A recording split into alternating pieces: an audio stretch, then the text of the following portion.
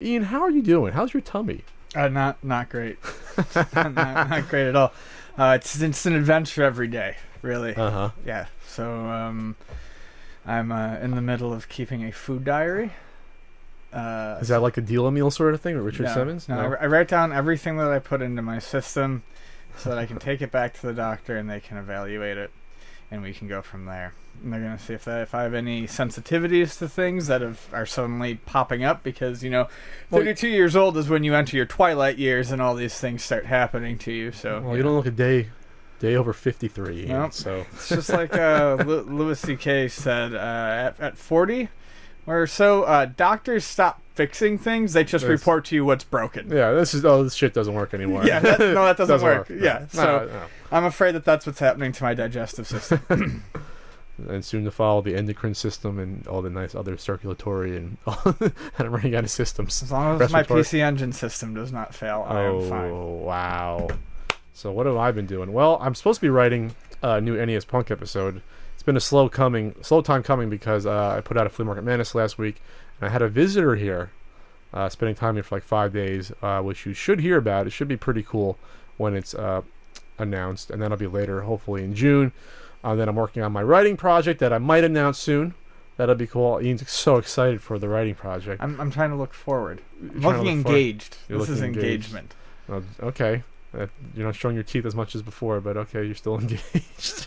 And then, other than that, though, I might be at E3 at least for a day or two. That could be fun. Doing what? I don't know. But I might be at E3. The E3 thing has never appealed to me. Every year, it's like, do you want to go? And we just send our employees instead. I mean, is it fun? You've done it before. Is it a good time? It's fun when someone doesn't stab you in the back and make up lies about you. But other than that, it's not exactly where I was going. But no, it's fun to talk to. It's actually fun. The press conferences are fun. Okay.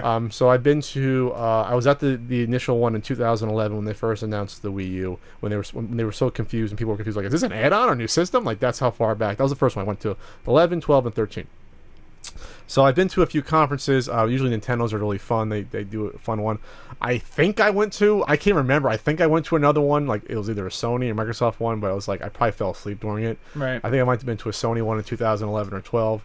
But no, I like walking around the floor. I like for retro game stuff. I mean, it used to be that you'd see, 3 years ago, you'd have Konami with all their retro game stuff, and Namco booth would have stuff, and then a Sega booth, and then you'd have Atari putting out their new Warlords or Centipede Infestation game, and now they're not there anymore. Like, those games are no longer exist as so there's less retro game stuff for me to even look forward to. When I used to read about the E3s in like the late 90s and growing up and whatnot, one of my favorite things was in like the late 90s, early 2000s, like Sean Baby, but not just him. Other people would talk about the abandoned halls and the back alleys with like the weird bullshit. Do those still exist? No, not to the same extent for a couple of reasons. I think the space is a lot more money, and I think it's a lot more competitive, the market. So there's no like sort of wayward places. I mean, if you go to the edges of conventions, whether it's PAX East, you'll have like, it's less money to be on the edge in the smaller booths, but it's less of a jokey thing like Sean Baby would report on